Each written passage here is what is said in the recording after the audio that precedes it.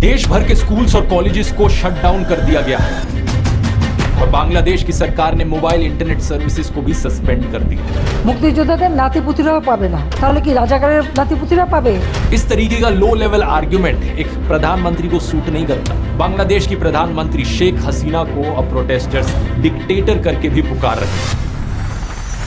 नमस्कार दोस्तों, पिछले महीने बांग्लादेश में भारी संख्या में स्टूडेंट सड़कों पर उतरे प्रोटेस्ट करने के लिए। शुरुआत में तो ये प्रोटेस्ट पीसफुल ही थे, लेकिन अब हालातों ने बड़ा खौफनाक और हिंसक मोड़ ले लिया है। बांग्लादेश में अब एक मिलिट्री कर्फ्यू डिक्लेयर कर दिया गया है। Troops on the streets, a strict curfew, a near blackout of communication.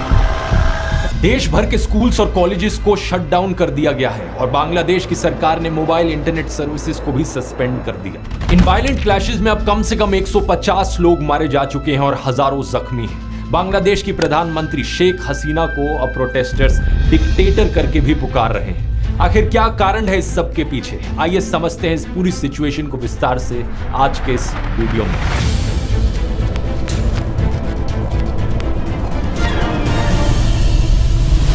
In protest के पीछे सीधा कारण है दोस्तों रिजर्वेशन। बांग्लादेश का यूथ प्रोटेस्ट कर रहा है इनकी सरकार के कोटा सिस्टम के खिलाफ। वो कोटा सिस्टम जिसके अनुसार 56% नौकरियां बांग्लादेश के पब्लिक सेक्टर में रिजर्व्ड हैं अलग अलग सेक्शंस ऑफ सोसाइटी के लिए। इसका मतलब सिर्फ 44% ऐसी नौकरियां हैं जहां पर मेरिट के बेसिस पर नौकरी मिल सकती है। ये सिस्टम इंडिया से काफी अलग है क्योंकि यहां पर मेजॉरिटी रिजर्वेशन कास्ट के बेसिस पर नहीं बल्कि फ्रीडम फाइटर के बेसिस पर हो रही है। इसे बेहतर समझने के लिए हमें थोड़ा बांग्लादेश की हिस्ट्री में जाना होगा। आजादी मिलने से पहले, जैसा कि आप जानते ही होंगे, बांग्लादेश पाकिस्तान का एक हिस्सा हुआ करता था। उस वक्त इसे ईस्ट पाकिस्तान करके बुलाया जाता था और आज के दिन के पाकिस्तान को वेस्ट पाकिस्तान कहा जाता था। उस जमाने में ईस्ट पाकिस्तान के खिलाफ सोशल डिस्क्रिमिनेशन हुई। मेजॉरिटी लोग यहाँ पर बंगाली बोलते थे और 10% से भी कम ऐसे लोग थे जो उर्दू भाषा में बात किया करते थे, लेकिन फिर भी वेस्ट पाकिस्तान ने उर्दू भाषा को इंपोज किया ईस्ट पाकिस्तान पर। इसके अलावा इकोनॉमिक डिस्क्रिमिनेशन हुई। देश के 59% एक्सपोर्ट्स ईस्ट पाकिस्तान से आते थे, लेकिन सिर्फ 25% इंडस्ट्रियल इन्वेस्टमेंट्स ईस्ट पाकिस्तान के पास जाती थी। नवंबर 1970 में जब भोला साइक्लोन आया, एस्टिमेटेड 3 लाख लोग मारे गए ईस्ट पाकिस्तान में। One of the deadliest tropical cyclones पिछली सेंचुरी का। World in 1970, a massive storm swept into the Bay of Bengal, drowning 500,000 people. It was one of the worst natural disasters anywhere. लेकिन waste Pakistan ने कोई ज्यादा effort नहीं किया relief provide करने में यहाँ के लोगों को। और इतना ही नहीं, पॉलिटिकल डिस्क्रिमिनेशन भी हुई। साल 1970 की इलेक्शंस में ईस्ट पाकिस्तान के पास 162 सीट्स थी, वेस्ट पाकिस्तान में 138 सीट्स थी। वेस्ट पाकिस्तान में लोगों ने अलग अलग पॉलिटिकल पार्टीज के लिए वोट किया, लेकिन ईस्ट पाकिस्तान में ओवरवेलमिंग मेजॉरिटी वोट्स गए सिर्फ अवामी लीग पार्टी को, जिसे लीड किया जा रहा था शेख मुजीबुर रहमान के द्वारा। इस इलेक्शन रिजल्ट का नतीजा यह होता कि अवामी लीग दोनों ईस्ट और वेस्ट पाकिस्तान पर गवर्न करती, लेकिन वेस्ट पाकिस्तान की जो मिलिट्री थी वो बिल्कुल ये नहीं चाहती थी। उस समय के पाकिस्तान मिलिट्री के commander in chief Yahya Khan ने इस इलेक्शन रिजल्ट को एक्सेप्ट करने से ही मना कर दिया। ईस्ट पाकिस्तान पर मार्शल लॉ इंपोज किया गया और रिस्पांस में शेख मुजीबुर रहमान ने एक सिविल डिसओबीडियंस मूवमेंट करी प्रोटेस्ट के तौर पर।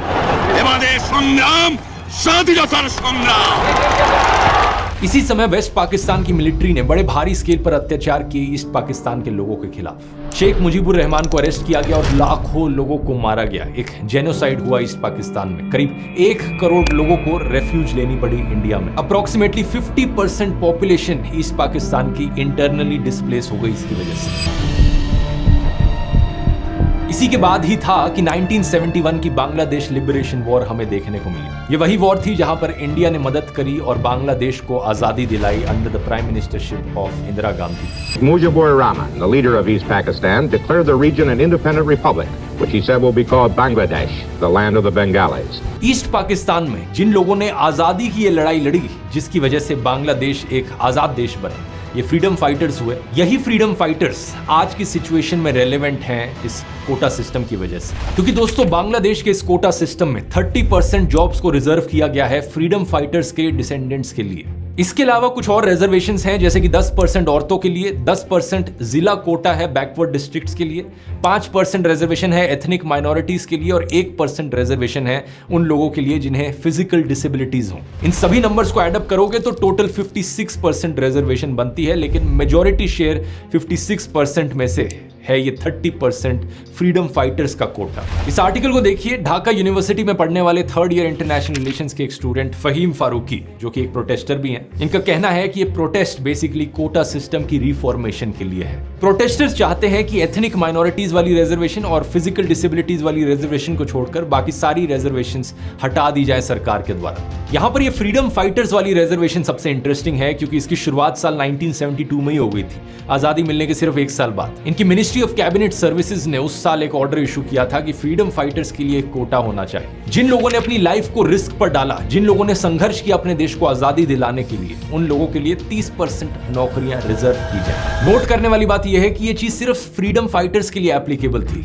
बाद में जाकर 1997 में इस कोटा को एक्सटेंड कर दिया गया कि फ्रीडम फाइटर्स के बच्चों के लिए भी ये रिजर्वेशन दी जाए, और 2010 में फिर कहा गया कि उनके बच्चों के लिए भी ये रिजर्वेशन दी जाए। हालांकि एग्जैक्ट कोटा बाकी और कैटेगरीज के लिए चेंज होता रहा ओवर द इयर्स, लेकिन इन द एंड यही हुआ कि टोटल परसेंटेज 56% तक पहुंच गई। 2010 के इस ग्रैंड चिल्ड्रन वाले फैसले के बाद 2012-13 में एक बड़ी मूवमेंट भी हुई थी बांग्लादेश में इस कोटा सिस्टम के खिलाफ। इंडिया में जैसे यूपीएससी है, यूनियन पब्लिक सर्विस कमीशन का एग्जाम, ऐसे ही बांग्लादेश में है बीपीएससी का exam, Bangladesh public service commission. करीब 4 लाख ग्रेजुएट्स हर साल 3000 सिविल सर्विस जॉब्स के लिए कंपीट करते हैं बांग्लादेश में। काफी खराब हालत है और नौकरियों की सख्त कमी है।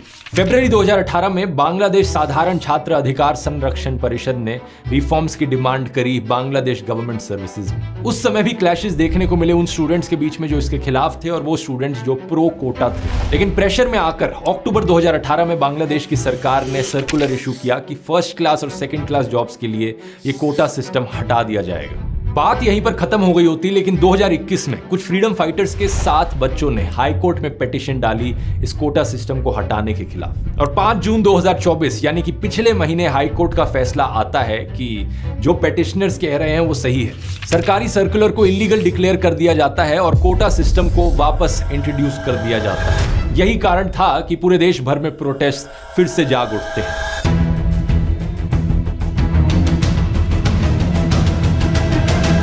प्रोटेस्ट करने वाले स्टूडेंट्स कहते हैं कि ये कोटा अनकॉन्स्टिट्यूशनल है। ओरिजिनल कॉन्स्टिट्यूशन में कहीं नहीं लिखा गया था कि फ्रीडम फाइटर्स की अगली जनरेशंस को भी जॉब्स में रिजर्वेशन दो। और वैसे भी इसका क्या तुक बना? फ्रीडम फाइटर्स को रिजर्वेशन देना समझ में आता है क्योंकि उन्होंने संघर्ष किया था देश को आजादी दिलाने के लिए, लेकिन उनके पोते पोतियों तक को रिजर्वेशन दी जा रही है सिर्फ इसलिए क्योंकि उनके ग्रैंड पेरेंट्स फ्रीडम फाइटर्स थे। लेकिन बात सिर्फ यहां खत्म नहीं होती, इस रिजर्वेशन में करप्शन के भी आरोप लगे हैं। एक्चुअली में ये कौन डिसाइड करेगा कि कौन फ्रीडम फाइटर है और कौन फ्रीडम फाइटर नहीं है? सरकार ने ये रिस्पॉन्सिबिलिटी खुद को दी कि सरकार डिसाइड करेगी कि कौन फ्रीडम फाइटर होगा। पिछले 15 सालों से बांग्लादेश में रूलिंग पार्टी रही है अवामी लीग और प्राइम मिनिस्टर रही है शेख हसीना। ये वही पॉलिटिकल पार्टी है जिसने संघर्ष किया था बांग्लादेश को आजादी दिलाने में भी। प्रोटेस्टर्स का कहना है कि ये फ्रीडम फाइटर का रिजर्वेशन अवामी लीग के लोगों को डिस्प्रपोर्शनेटली ज्यादा बेनिफिट देता है। फ्रीडम फाइटर्स की लिस्ट में जिन लोगों का नाम इंक्लूड किया गया है उन नामों को लेकर कम से कम 60,000 ऑब्जेक्शंस उठी हैं और इन ऑब्जेक्शंस को सरकार के द्वारा रिजॉल्व नहीं किया गया है। 10 जुलाई को यह बात सुप्रीम कोर्ट तक पहुंचती है और सरकार हाई कोर्ट के फैसले के खिलाफ सुप्रीम कोर्ट में जाती है अपील करने। सुप्रीम कोर्ट हाई कोर्ट के फैसले पर रोक लगा देता है, लेकिन प्रोटेस्ट रुकते नहीं है। स्टूडेंट्स और टीचर्स के अलावा बांग्लादेश की ऑपोजिशन पार्टीज भी इसमें जुट जाती हैं, जैसे कि बांग्लादेश नेशनलिस्ट पार्टी। प्रोटेस्टर्स को कन्फ्रंट करने के लिए 7,000 से ज्यादा पैरामिलिट्री के ट्रूप्स बुलाए जाते हैं। पुलिस यहां पर टीयर गैस, रबर बुलेट्स और साउंड ग्रेनेड्स का इस्तेमाल करती है। यूनाइटेड नेशंस के सेक्रेटरी जनरल की तरफ से भी स्टेटमेंट आती है कि सरकार डेमोन्स्ट्रेटर्स के खिलाफ कोई भी थ्रेट और वायलेंस ना इस्तेमाल करे। इसके अलावा प्रोटेस्टर्स और बांग्लादेश छात्र लीग के बीच में भी क्लैश देखने को मिलता है, जो कि स्टूडेंट विंग है अवामी लीग पार्टी का। दोनों साइड्स एक दूसरे को ब्लेम करती हैं। सरकार के लॉ मिनिस्टर कहते हैं कि सरकार प्रोटेस्टर्स के साथ बातचीत करने के लिए तैयार है। ये कहा जाता है कि सुप्रीम कोर्ट में एक अर्ली हियरिंग की कोशिश करी जा रही है ताकि जल्द से जल्द फैसला आए। ढाका यूनिवर्सिटी के बाहर स्टूडेंट्स नारे लगाते हैं कि हम अपने भाइयों का खून बर्बाद नहीं जाने देंगे। सरकार प्रेशर में आकर एक जुडिशियल प्रोब कमेटी की भी फॉर्मेशन करती है वायलेंस के इंसिडेंट्स को इन्वेस्टिगेट करने के लिए। अवामी लीग के जनरल सेक्रेटरी कहते हैं कि सरकार कोटाज में इंटरफेयर नहीं करेगी, सुप्रीम कोर्ट के डिसीजन का इंतजार किया जाए। लेकिन प्रोटेस्टर्स का जो मेन ग्रुप था स्टूडेंट्स अगेंस्ट डिस्क्रिमिनेशन, वो अपनी सरकार के इंटेंशंस पर डाउट करता है। उनका कहना है कि प्राइम मिनिस्टर ने एक शब्द तक नहीं बोला उन मर्डर्स पर जो उनके पार्टी के एक्टिविस्ट ने किए। इस तनावपूर्ण स्थिति के बीच प्राइम मिनिस्टर शेख हसीना की तरफ से भी बड़े इररिस्पॉन्सिबल रिमार्क्स आते हैं। वो बातों को ट्विस्ट करके कहती हैं कि प्रोटेस्टर्स को इतनी नफरत क्यों है फ्रीडम फाइटर्स से। अगर फ्रीडम फाइटर्स के ग्रैंड चिल्ड्रन को रिजर्वेशन के बेनिफिट्स नहीं मिलेंगे तो क्या रजाकार्स के ग्रैंड चिल्ड्रन को बेनिफिट्स दिए जाएंगे? सिर्फ प्राइम मिनिस्टर शेख हसीना ही नहीं बल्कि इनके social welfare minister Dipu Moni और state minister of information and broadcasting Mohammad Ali Arafat की तरफ से भी सिमिलर स्टेटमेंट्स दी जाती हैं रजाकार को लेकर। आखिर क्या है ये रजाकार? रजाकार दोस्तों एक पर्शियन शब्द है जिसका मतलब होता है वॉलंटियर या हेल्पर। लेकिन 1971 की वॉर में रजाकार वाहिनी एक पैरामिलिट्री ग्रुप था जो एक्चुअली में वेस्ट पाकिस्तान की आर्मी को सपोर्ट कर रहा था।